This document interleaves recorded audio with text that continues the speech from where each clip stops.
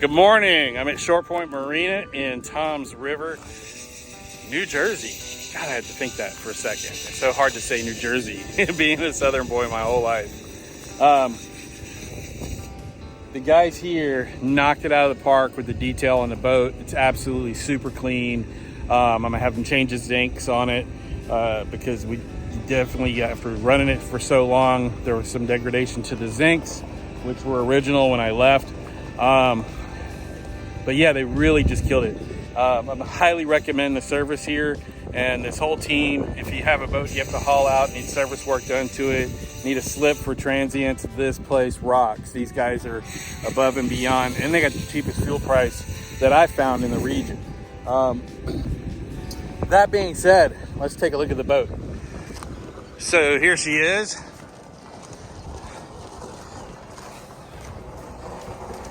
And if you remember, we had that water line on it. The water line is gone. She's got her shine back on the sides. Look at that. Beautiful shine. The bottom, it's got its shine back. And remember, just from a week in the water, we lost up to 0.5 mile per gallon in fuel efficiency.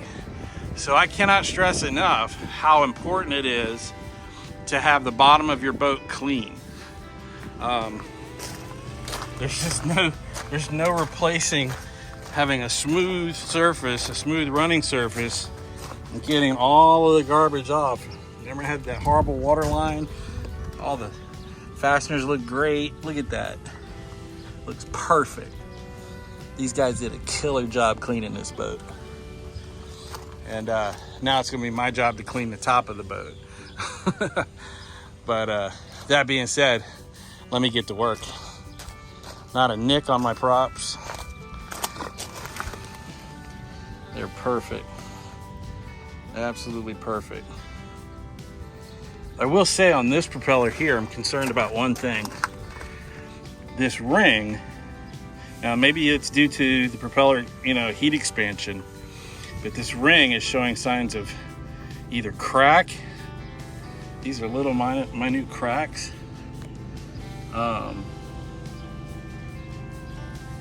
I don't know. That's an aluminum on a stainless steel. So as this propeller gets hot, it expands. Now the right side prop, or the starboard side prop, is showing that's the set screw that holds it in. Now the set screw is deep in there, and it's not coming out. And it shows some signs of fissures, and I don't know if that's coming from a crack. These props were not left in the water while it was sitting for a week. So this is all due to motion and movement. I don't know, I'm gonna reach out to the manufacturer of this and see what they say, because as you saw in my process of installing them, they had even pressure being pressed on, and the port side prop doesn't show any issues whatsoever. None. Oops, I just bounced my phone. So maybe it's something I can reach out to the manufacturer that makes this kit and see if they have an idea of what could be causing that. Good morning from Short Point Marina. They have completed all of the cleaning of the Grady. God, look at that reflection on the water, or of the water. This place has killed it, knocked it out of the park.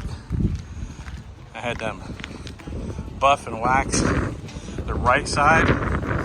Due to this being on the lift in Florida, the right side was getting a little chalky and oxidized. So they did a really good buff and polish on those sides. And it's amazing. As you can tell, it's very windy today.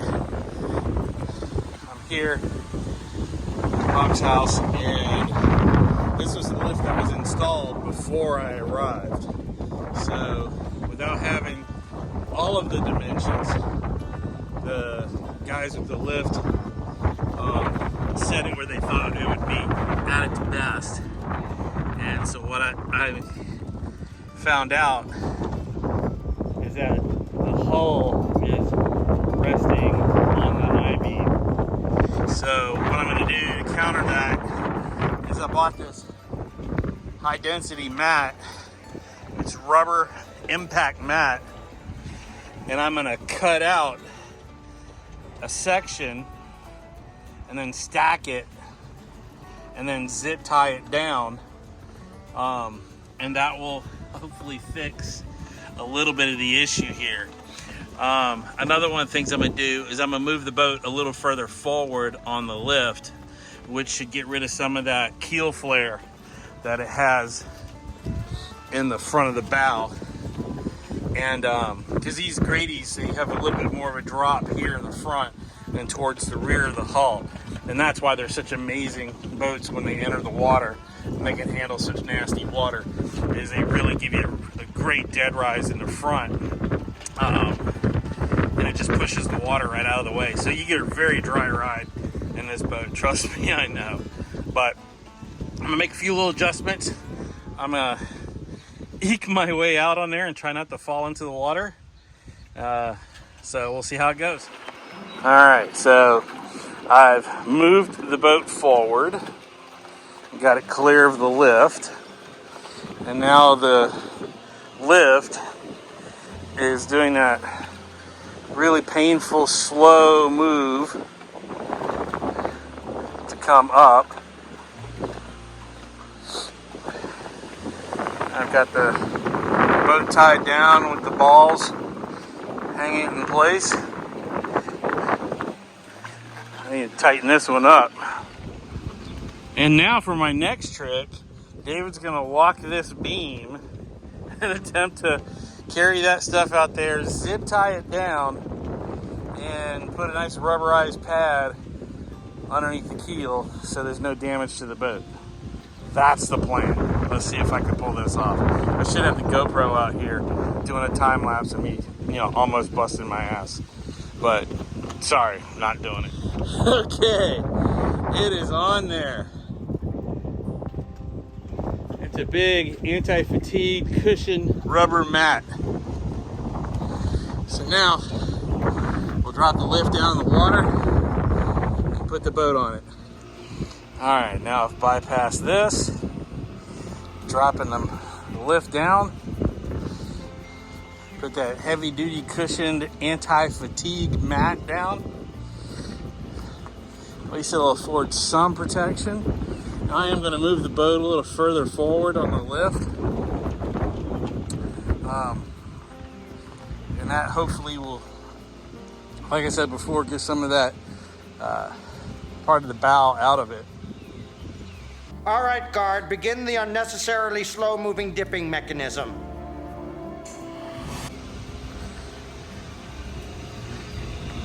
As it goes down, I'll start moving the boat, and we'll see how it works out.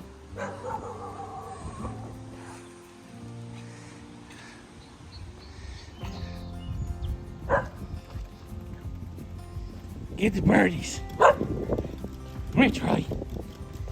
Hey, Charlie. He's Charlie. All right, she is up. Right over there. That's Boston whaler that I picked up in Florida and brought here. Charlie's just running around. That's a blessed dog. All right, well, my adjustments worked. We still have to fix the bunks. I think just moving them in a little bit will help. We're definitely not putting all of the weight onto the pad now, but at least we have the protection of the pad on the beam. So for now, it's fixed the situation. I've got to take this boat off this lift tomorrow when it's not so crazy windy. I'm gonna clean up my mess, get all stuff out of here, put the boat down at a reasonable level now, tidy up the ropes, and tomorrow we'll come out here in the morning, we'll get the jet ski moved, clean the boat up. I've got a zipper on this canvas here that's screwing up, so I've got to fix that. Other than that, it's good to go.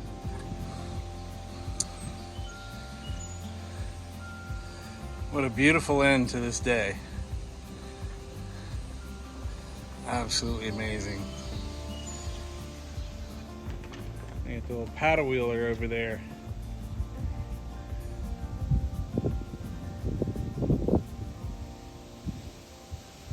She sits just as perfect as when I picked her up. Amazing, amazing boat. Grady, you built a great boat. Unbelievable.